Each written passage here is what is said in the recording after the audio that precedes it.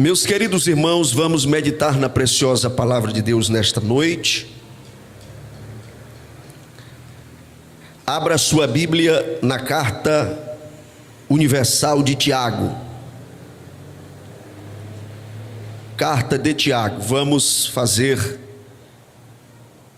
a leitura e depois daremos sequência aprendendo da preciosa palavra de Deus. Quem encontrou aí a carta universal de Tiago, fica logo depois de Hebreus. Quem encontrou, diga amém. Vamos ler o versículo primeiro. Eu quero que vocês estejam preparados para a leitura. É óbvio que o tempo não nos permitirá uma análise versículo por versículo, mas nós vamos fazer algumas pontuações aqui de uma forma abrangente. Mas queremos pelo menos ler. Tiago, capítulo de número 1, versículo 1, diz assim: Tiago, servo de Deus e do Senhor Jesus Cristo, às 12 tribos que andam dispersas, saudações. Agora eu vou pedir que vocês se preparem aí para a gente fazer a leitura. Aonde estão as irmãs, mulheres de Deus abençoadas? Diga glória a Deus. E os varões abençoados, digam glória a Deus. Muito bem, 2 exércitos aqui animados. Nós vamos começar com as damas. Nós vamos fazer a leitura aí. Eu quero passar 3 versículos para as irmãs. Leiam o 2, o 3 e o 4. Vamos lá? Bem alto e bem forte. 1, 2, 3.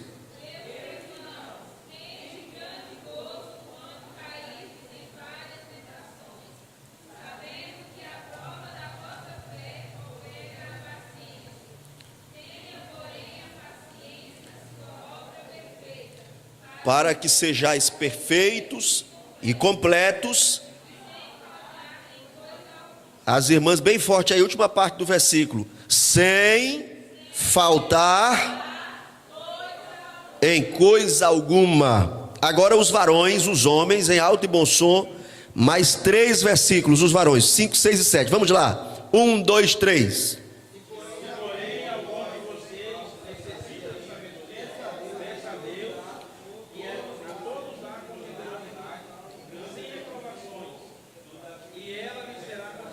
Versículo 6. Peça, porém, com fé, porque o que duvida é semelhante à onda do mar, que é levada pelo vento e lançado de uma parte para outra. Versículo 7, todos.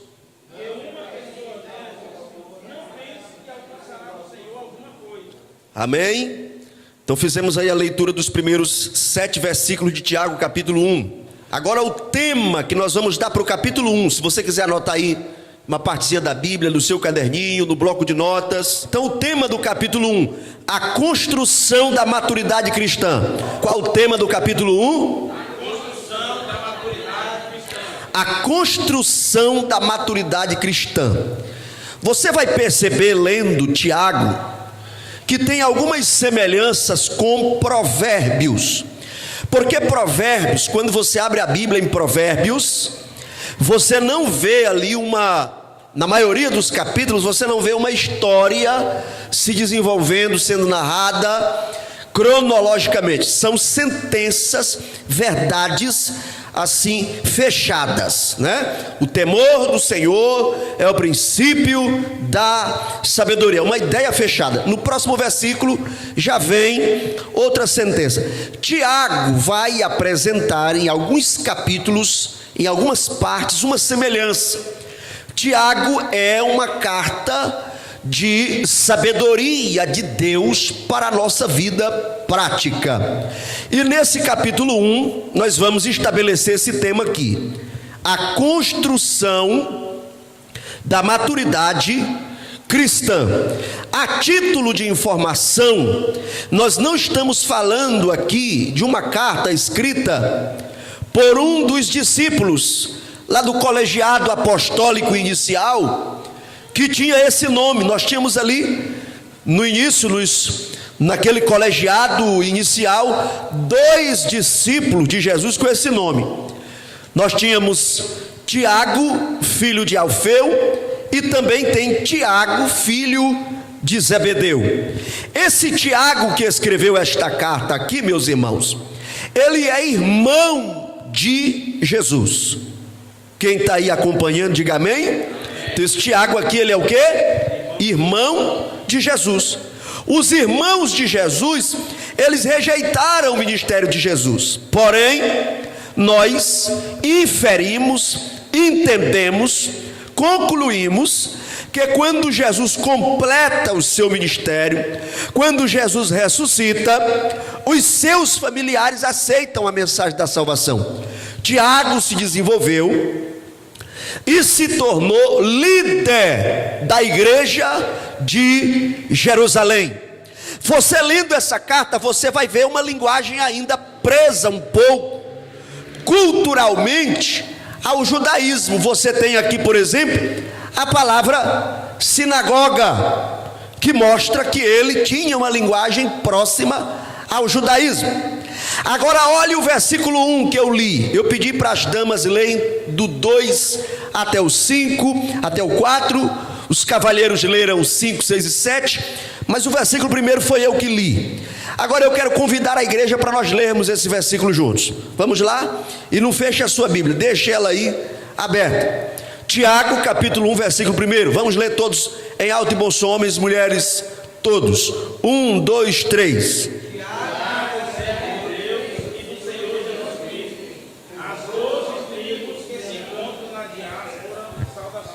Saudações. Olhe para cá.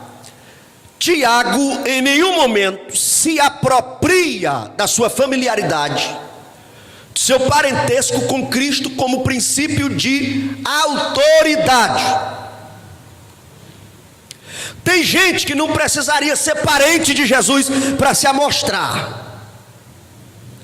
Se tivesse assim, viajado alguns quilômetros no chão com Jesus, igual os discípulos do caminho de Emaús, que encontraram Jesus e foram conversando sem saber que era Jesus. Lá no partir do pão, na oração, eles reconheceram que era Jesus.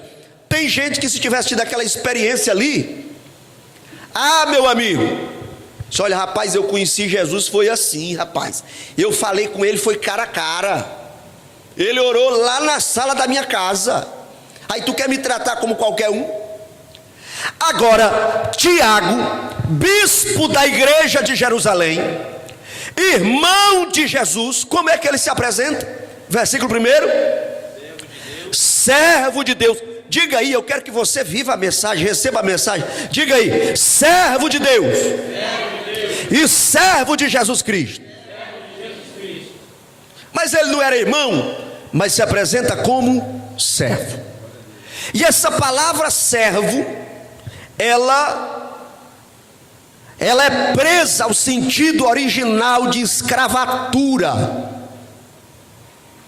Ele está dizendo que ele é servo de Deus, que ele é servo de Jesus. 4 coisas sobre um servo. Primeiro, servo não tem vida própria. Segundo, servo não tem direitos. Terceiro, servo não tem autonomia, pois ele é propriedade de alguém. Quarto, servo não tem vontade própria, pois ele vive a vontade do seu dono, a vontade do seu Senhor. Quem tem coragem aqui nesta noite de se apresentar como Tiago se apresentou, se identificando como servo de Deus? Quem tem essa coragem aqui de declarar que você é servo de Deus e servo de Jesus Cristo? Amém ou não amém? Meus queridos irmãos, quando nós vemos essa apresentação de Tiago como servo, é importante a gente lembrar, e eu preciso que você ofereça a sua atenção, o seu coração, sua mente, para você entender isso aqui. Jesus não é salvador de quem ele não é Senhor. Eu vou dizer de novo: Jesus não é Salvador de quem ele não é Senhor. As pessoas não admitem, parte delas, que não estão tendo uma comunhão com Deus, que não amam a Cristo. Muitos não admitem isso, não admitem que às vezes estão vindo para a igreja porque já ouviram falar do inferno, do lago de fogo, da morte, e tem medo de irem para lá. E eles querem, escute isso aqui, muitos querem Jesus apenas como Salvador, mas não o querem como Senhor. E Jesus, ele é o nosso Senhor e nosso Salvador. O céu será povoado por aqueles que consideram a Jesus como Senhor. Ele é Senhor em relação à minha vida, aos meus relacionamentos, ao meu casamento, ao meu amor para com a esposa, para com o esposo, ao meu serviço na casa de Deus. Ele é Senhor. Aleluia. Se você reconhece Jesus como seu Senhor, se você se submete a Ele como seu Senhor, nós temos razão para termos a esperança da salvação, porque se Ele é teu Senhor, Ele também é teu Salvador. Aleluia. Vamos terminar a leitura. Vamos terminar a leitura do capítulo 1. Vamos ler todo o capítulo 1, irmãos. Quem está animado aí para ler a Bíblia, diga amém. E hoje você está lendo a Bíblia acompanhado pelo pastor, acompanhado pelo seu irmão que está aí do seu lado, pelos obreiros. E mais importante do que isso, Deus sempre está ao nosso lado. É o único livro que você, todas as vezes que lê, você está lendo com a companhia do autor. Aleluia, que é o Senhor nosso Deus, é a Bíblia Sagrada. Então vamos ler agora, eu vou ler com vocês, vocês vão ler comigo. Vamos ler, nós lemos até o 7, foi isso? Vamos ler agora do 8 até o 27, e eu quero que vocês leiam comigo bem animados. Eu leio 1 e vocês leiam o versículo subsequente. Vamos lá, versículo 8. O homem de coração dobre é inconstante em todos os seus caminhos. 9.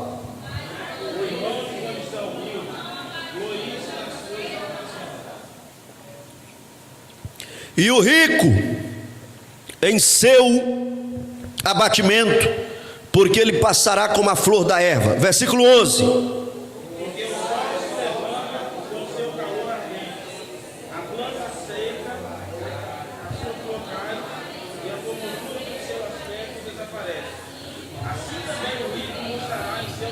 Versículo 12. Bem-aventurado o varão que sofre tentação, porque quando for provado receberá a coroa da vida, a qual o Senhor tem prometido aos que o amam. Verso 13.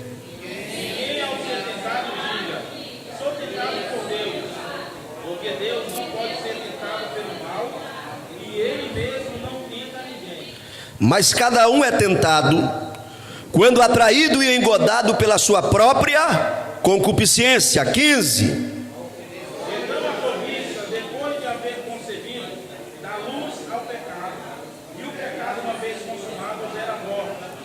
Não erreis, meus amados irmãos. 17. Toda boa dádiva e todo dom perfeito vem do alto, descendo do Pai das luzes, em quem não pode existir variação ou sombra de mudança.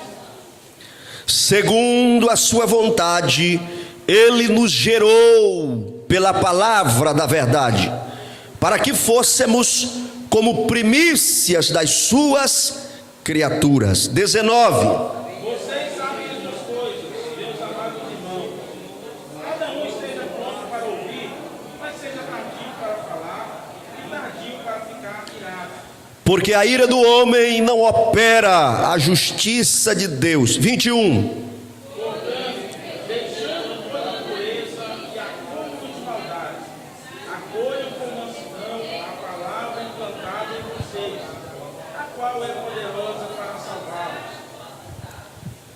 Sede cumpridores da palavra. Presta atenção nisso, igreja.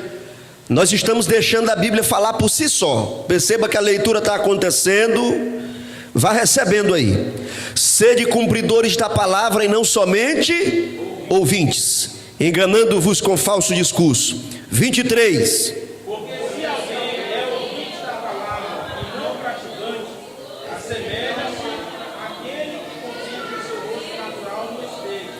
Porque contempla a si mesmo e vai-se, e logo esqueceu-se de como era. 25. Mas aquele que atenta bem para a lei perfeita, lei da liberdade, e nela persevera, e não sendo ouvinte, porque logo se esquece, mas operoso praticante, esse será bem-aventurado no que realizar. Se alguém entre vós cuida ser religioso, e não refreia a sua língua, antes engana o seu coração, a religião desse é vã. 27. A religião pura e sem mácula para com o nosso Deus e Pai é esta: visitar os órfãos e as viúvas nas suas aflições e guardar-se incontaminado do mundo. Amém? Diga comigo assim: ler a Bíblia não é perca de tempo. Diga assim: é o maior investimento na minha vida. Pronto. Quantos podem glorificar a Deus? Lemos um capítulo todinho da Bíblia. Glória a Jesus. Caiu por terra, irmão, essa barreira. Ah, eu não consigo ler. Olha aí você conseguindo. Amém? O capítulo 1 nós colocamos um tema: construindo a maturidade cristã. Você vai perceber no versículo 2 que Tiago diz que é motivo de alegria cair em tentação. Só que essa tentação aqui, ela é melhor traduzida pela palavra provações. Ele está falando aqui das provações como laboratório da maturidade cristã. Vou dizer de novo: provações como laboratório da maturidade cristã. Se você não foi provado ainda, é difícil ter alguém aqui que não passou por uma prova. Só os anjos que vieram adorar a Deus conosco essa noite, né? Mas nós, tudinho aqui já passamos uma prova, uma luta, dificuldades. Quem é que consegue cumprir uma recomendação dessa? Está no versículo 2: ter grande alegria na provação, irmão. Quem é que consegue cumprir isso? Sabe quem é? Quem tem capacidade de enxergar aquilo que vem depois da provação. Depois da provação, você tem capacidade de enxergar? Então ore a Deus. Entre no seu quarto em oração. Tire um momento de oração. E enquanto você ora, Deus te faz enxergar o que vai vir depois da provação. Aí você vai viver essa alegria que a palavra de Deus recomenda. Amém ou não amém? Você vai viver a verdadeira felicidade. O versículo de número 5 também mostra outro laboratório da maturidade cristã, que é a oração. Está aí no versículo 5: se alguém de vós tem falta de sabedoria, peça a Deus. Então a oração nos leva à sabedoria, nos leva à maturidade cristã. Eu gostaria também de fazer referência aos versos 13, 14 e 15, que mostra o ciclo do pecado. Começa dizendo assim: ninguém sendo tentado diga que é tentado por Deus, porque Deus não tenta Não pode ser tentado pelo mal e a ninguém tenta, mas cada um é atraído e engodado pela sua própria concupiscência. Versículo 15: depois, havendo a concupiscência concebido, dá luz ao pecado, e o pecado sendo consumado gera a morte. Está aí o ciclo do pecado, irmão. Isso aqui é importante para você ter em sua mente. Aleluia. Agora nós vamos para o versículo 19. Sabei isto, meus amados irmãos: todo homem, todo ser humano, entenda dessa forma, todo ser humano, seja pronto para quê? Primeira coisa, irmão, está aí na sua Bíblia: pronto para ouvir. Depois, tardio para falar. E depois, tardio para se irar. Quem está no culto, diga amém. Então diga comigo: ouvir, falar, se irar. Preste atenção, tem gente que se ira antes de ouvir. Ele chega num lugar e aquele fulano está ali, aí já começa um coraçãozão, aí vem a ira. Essa não é a ordem. Primeiro você ouça bastante, porque ouvindo você entende. Se ouvindo você entende. Aí, mediante aquilo que você ouviu, se precisar, você fala. Seja tardio para falar. Se precisar, você fala. E quando um crente maduro, preste atenção, quando um homem de Deus, uma mulher de Deus, cheio do Espírito Santo, primeiro ouviu, aí depois ele vai falar como crente. Se ele fala como crente, dificilmente ele vai chegar no terceiro estágio, que é o estágio da ira, porque a sua comunicação é terapêutica e ajuda e constrói a paz. Amém ou não amém? Tem gente que quando vai falar, já vai falar irado. Eu já passei por essa experiência de falar irado. Eu erro até meu nome, né? Irado, eu sou um desastre. Eu falo. Tem gente que quando se ira, enche o canto da boca de saliva, a cara transforma. Tem gente que quando está irado, mexe assim um lado do rosto, você vê a cara dele se mexendo. Tem gente que se montar numa moto irado, em vez de botar a primeira para sair, ele bota a segunda, apaga, a ira dele aumenta. É ou não é verdade? Por isso, todo homem seja pronto para quê? Para ouvir. Tardio para falar. E tardio para ficar irado. Se você ouviu, se você falou como um crente fala, provavelmente você não chega no terceiro estágio. Agora, se você já vai irado, irmão, eu já estou com raiva de tu. Por causa de quem, irmão? Eu não sei, mas eu já estou com raiva. Agora lê o versículo 20 aí, para você ver que a sua ira não resolve nada.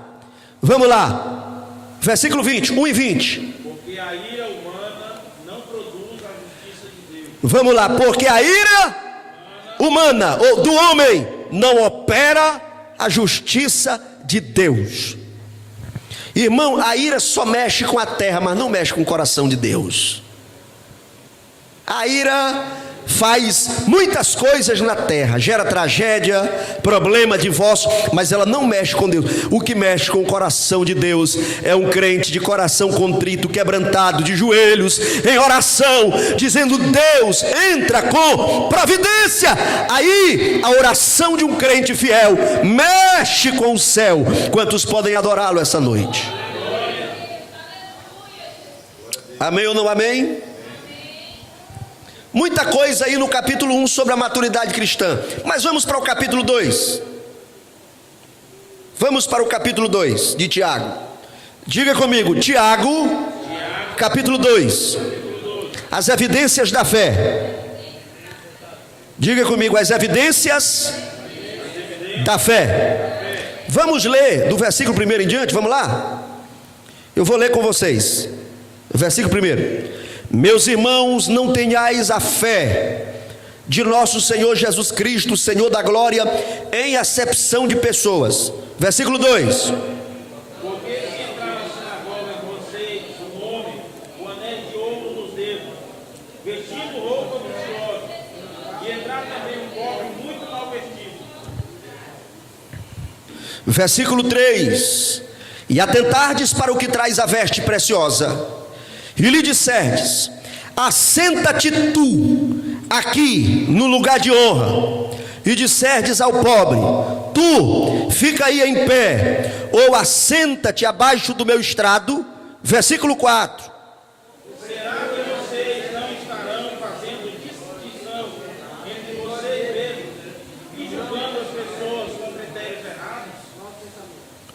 Versículo 5: ouvi, meus irmãos amados, porventura não escolheu Deus os pobres deste mundo para serem ricos na fé e herdeiros no reino que Deus prometeu aos que o amam? Versículo 6: No entanto, vocês desprezam os pobres. Por acaso não são ricos os que oprimem vocês? E não são eles que os arrastam para os tribunais? porventura não blasfemam eles do bom nome que sobre vós foi invocado? Verso 8: Se vocês quatro observam a lei do rei, conforme está escrito na Escritura, ame o seu próximo como a si mesmo, faze bem. Pronto, segure bem no 8. Essa lei aí, perceba que ela é chamada de lei real. É a lei principal da nossa fé. Está aí a primeira evidência da fé. Do versículo 1 até o 8, está nos ensinando a amar com excelência, irmão, sem buscar favoritismo no nosso amor. Eu vou amar o irmão porque ele pode fazer uma gracinha comigo, né? Colocar um combustívelzinho para mim, fazer uma graça financeira comigo, me indicar, né? Eu vou fazer. Agora, fulano de tal não pode fazer nada por mim. O que é que eu quero amando? Essa pessoa. Então, esses versículos iniciais mostram o amor como lei real, como evidência da fé. Você amar sem favoritismo, sem pretensão ou glória. A partir do versículo de número 9, vamos continuando fazendo essa leitura, porque já já nós vamos chegar na segunda evidência da fé. Vamos ler o verso 9: mas se fazeis acepção de pessoas, cometeis o quê? E sois o quê? Condenados, redarguidos pela lei como transgressores. Verso 10: porque qualquer que guardar toda a lei e tropeçar em um só ponto, tornou-se culpado de todos. Versículo 11: porque aquele que disse não cometerás adultério, também diz não matarás. Se tu, pois, não cometeres adultério, mas matares, está feito transgressor da lei. Assim falai e assim procedei, como devendo ser julgados pela lei da liberdade. Toda a igreja, versículo 13, vamos lá, 1, 2, 3.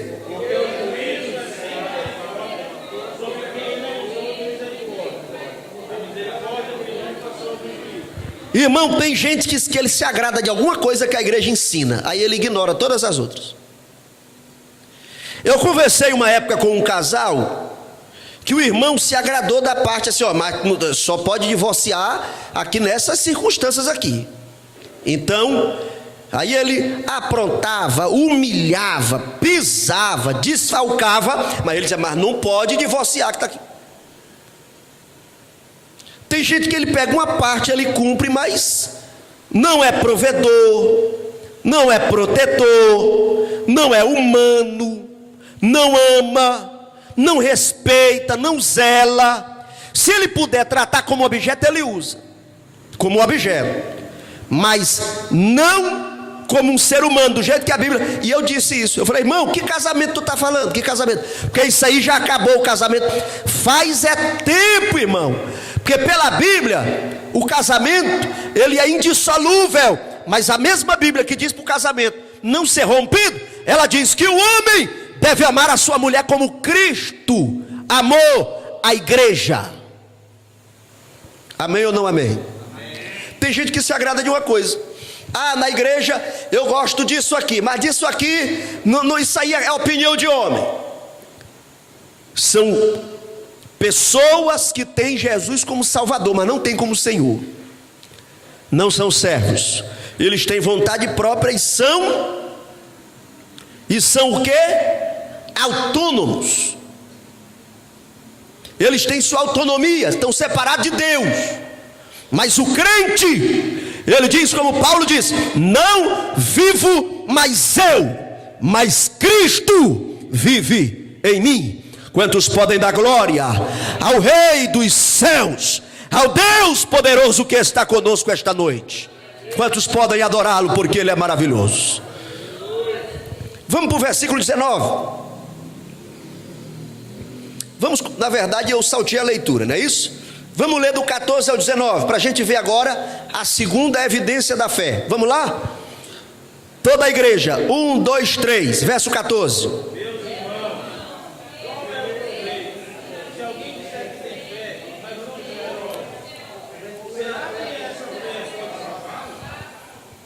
Então você já marcou aí. A segunda evidência da fé é obra. Primeiro é amor, depois é obra. Se você tem fé, essa fé vai gerar algo para tu fazer. Tu vai ser um crente produtivo em alguma área. Vamos lá, verso 15.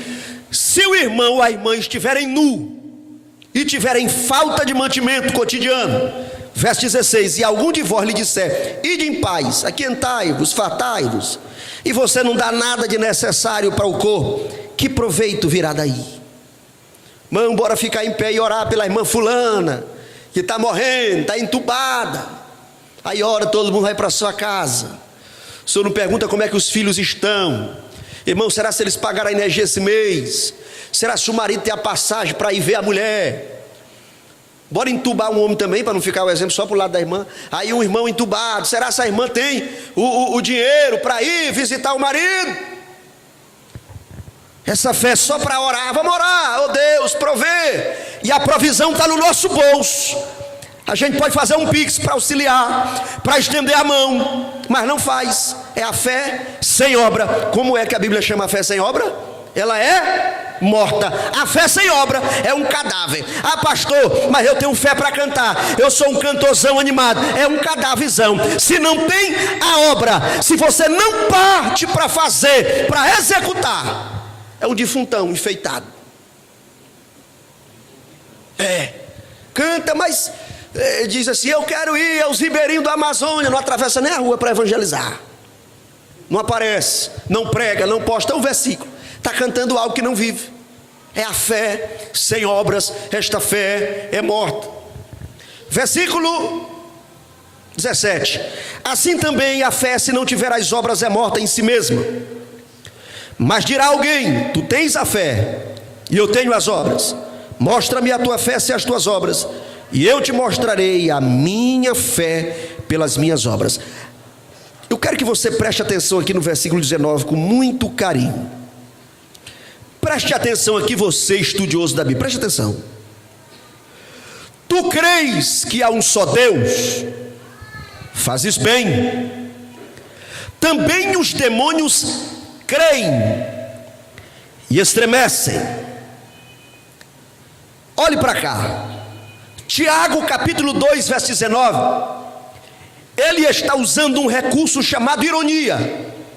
De forma elegante, sutil, ele está nos convidando a refletir que o crente que tem o esclarecimento intelectual da palavra, mas não pratica, ele é semelhante aos demônios.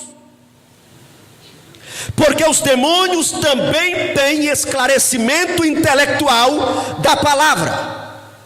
Tiago escolheu um tema teológico chamado monoteísmo. E ele pergunta: tu crês que é um só Deus? Tu é monoteísta? Tu serve a um só Deus? Isso aqui é uma pergunta irônica, sutil, para te fazer pensar. Ai, tu crê que existe um só Deus? Tu é monoteísta? Monoteísta? Tu és monoteísta? Crê em um só Deus? Pois os demônios também têm essa concepção teológica. Eles foram banidos do céu. Mais do que todos nós aqui, eles sabem que existe um só Deus, mas o esclarecimento intelectual deles não faz deles seres de luz, obedientes. Eles conhecem a verdade, e a verdade faz eles estremecerem pela consciência da verdade, mas eles não obedecem à verdade. Tiago está dizendo que o crente que tem esclarecimento intelectual da palavra, mas não faz as obras orientadas pela palavra, ele é um cão disfarçado de crente. Está igual ao demônio, tu sabe, tu conhece o conceito, tu ouviu a mensagem, mas tu não faz. É cãozinho disfarçado de crente. É um diabinho, é uma diabinha, é uma satanazinha, é um satanazão disfarçado de crente. Sabe muita coisa da palavra, mas não vive a palavra. O crente verdadeiro crê e obedece. Os demônios apenas sabem e apenas estremecem. O crente verdadeiro conhece a Deus e o serve. Os demônios conhecem a Deus e se rebelam contra ele. O crente verdadeiro proclama a palavra da verdade e vive por ela. Os demônios conhecem a verdade, mas trabalham contra a verdade. O crente verdadeiro sabe o conceito e a prática do amor. Os demônios, conhecendo o conceito de amor, preferem o ódio. O crente verdadeiro se submete a Deus. Os demônios resistem a Deus.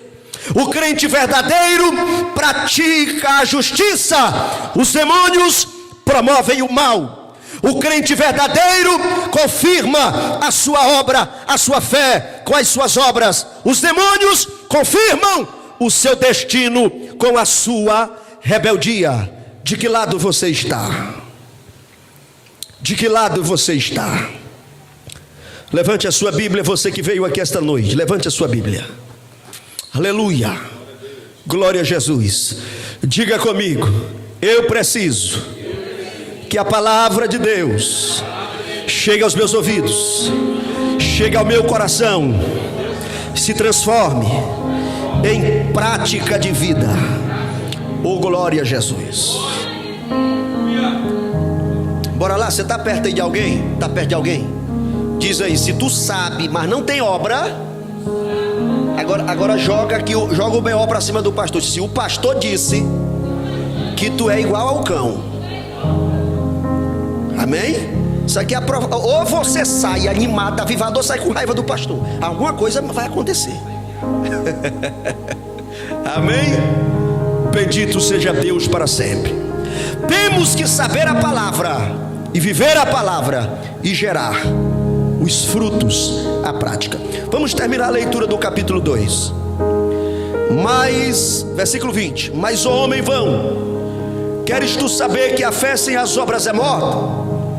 Porventura Abraão, o nosso pai, não foi justificado pelas obras quando ofereceu sobre o altar seu filho Isaque? Bem vês que a fé cooperou com as suas obras, e pelas obras a fé foi aperfeiçoada, e cumpriu-se a escritura, verso 23, que diz: creu Abraão em Deus, e isso foi-lhe imputado como justiça, e foi chamado Abraão de quê, irmãos? Diga: Abraão foi chamado amigo de Deus. Agora, os homens aqui da igreja bem animados vão ler o verso 24 e o verso 25. Vamos lá? Bem animados. 1, 2, 3.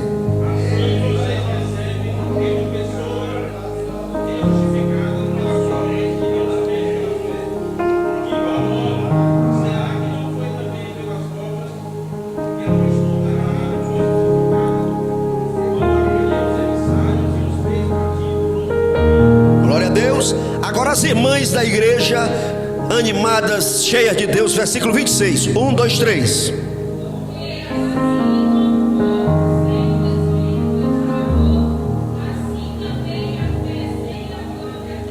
Amém?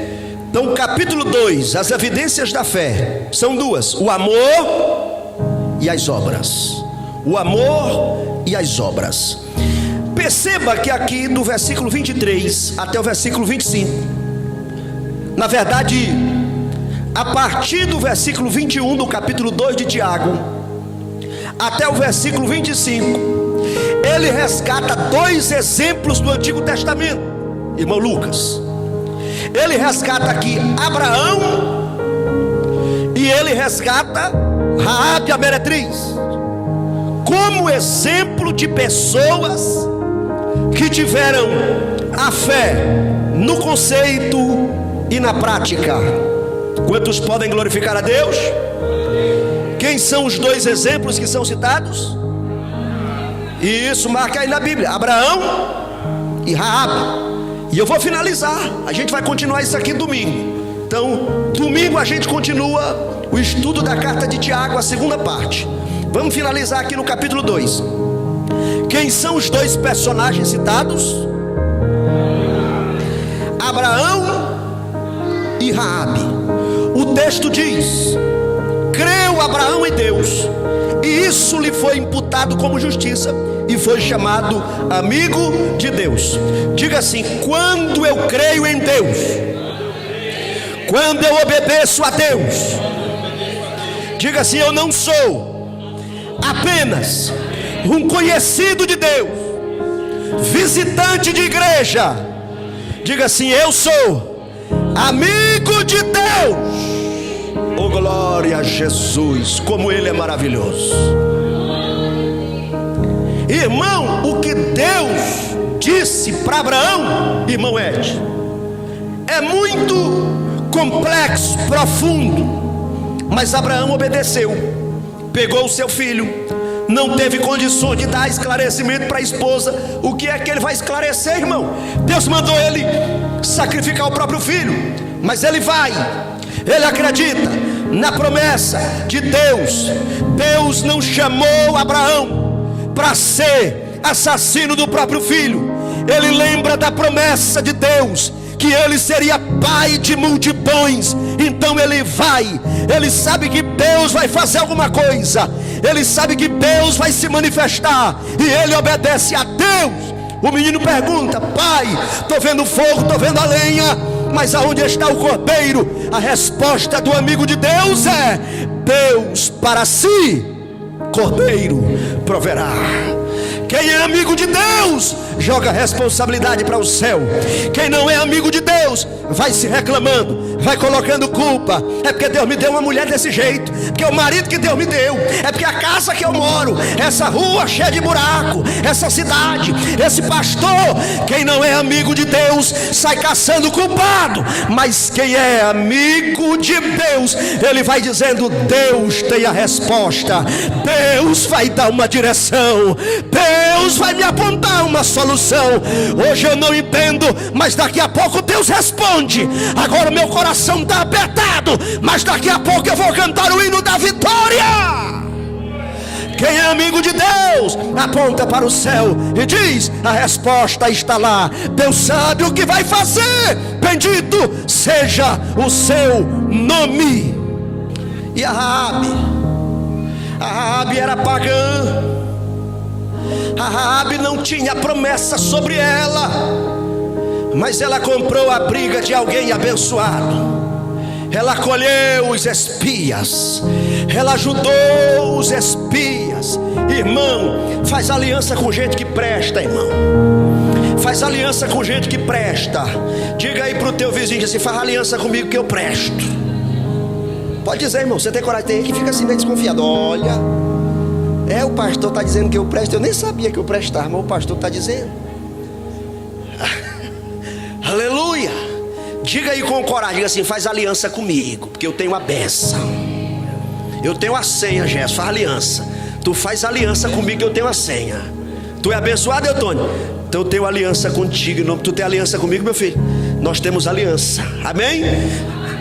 A mulher velha, irmão, não prestava, mas ela sabia que aqueles homens que estavam vindo, tudinho era crente, são os espias. Ela era, irmão, a mulher na situação dela sabia de muito babado, sabia das histórias da cidade, da vizinhança.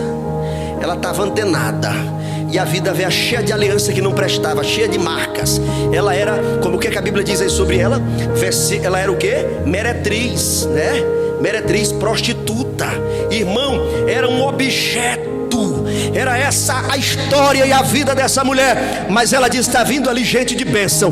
Vou acolher esses homens. Guardou os homens, protegeu os homens, livrou eles da morte. E os homens disseram: nós temos uma aliança contigo, e vai ser preservado tu e a tua casa, porque nós vamos tomar conta de Jericó. Esse muro aqui vai cair por terra. Deus já nos deu esta terra, e tu, mulher, tu vai fazer parte do povo da promessa. Você pode se colocar de pé em nome de Jesus. O irmão Ed vai dar uma nota ali para nós se encerrar com o hino 432. Glória ao Deus dos céus que está conosco. Deus nos chama para a maturidade cristã. Deus nos chama para a evidência da fé. Abraão e Raabe, exemplo de pessoas que obedeceram a Deus, não somente no conceito intelectual, mas na prática. Abraão demonstrou fé pela obediência. Raabe demonstrou fé pelo acolhimento. Abraão creu no impossível de Deus. Raabe confiou na promessa de Deus sobre um povo que ela não fazia parte. Abraão entregou o que tinha de mais precioso, seu filho. Raabe arriscou o que tinha de mais precioso, a sua vida. Abraão foi chamado amigo de Deus. Raabe, a meretriz, foi enxertada na nação do povo de Deus. Abraão subiu ao monte Moriá e fez o altar do sacrifício.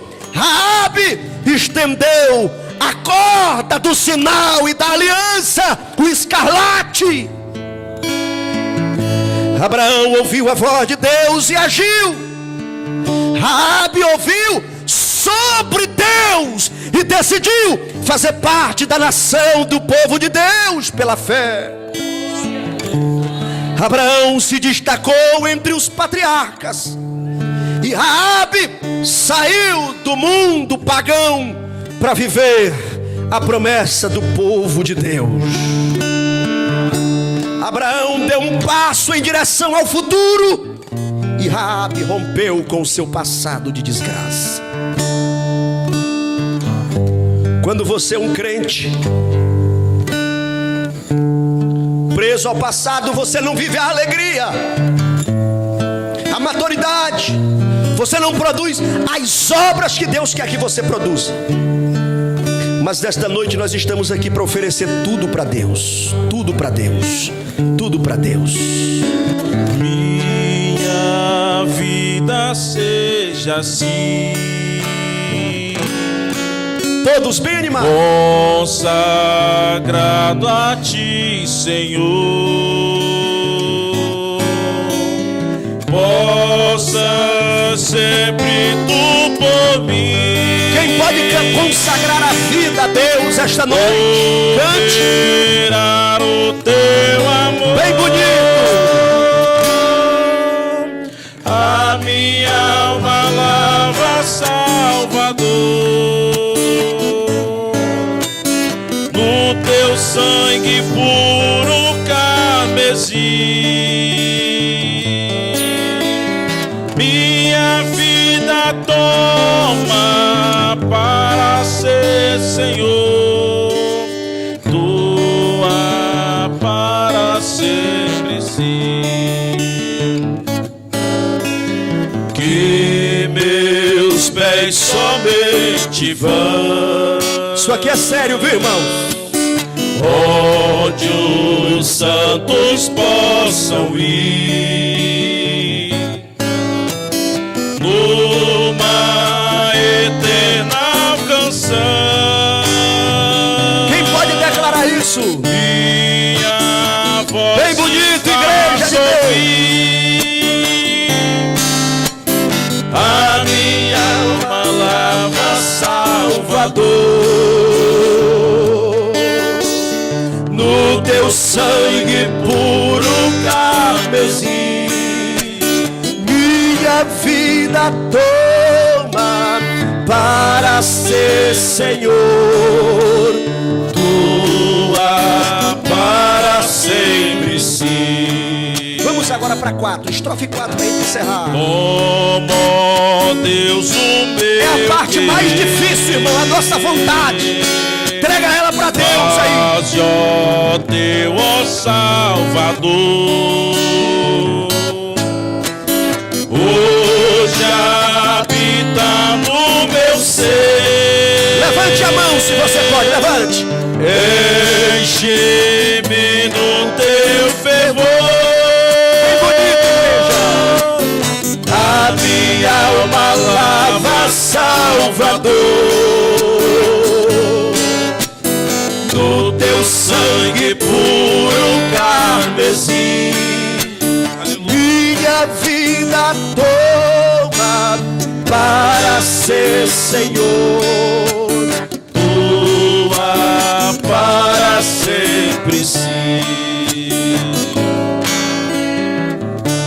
Senhor nosso Deus e Pai, nós te agradecemos pela oportunidade de estar aqui, Senhor. Nós realizamos o culto e o Senhor recebeu no céu. Nós agradecemos pela oportunidade de estar aqui cultuando a Ti, que é não somente o nosso Salvador, mas é nosso Senhor. Nós somos Teus servos, como Tiago diz, servos de Deus.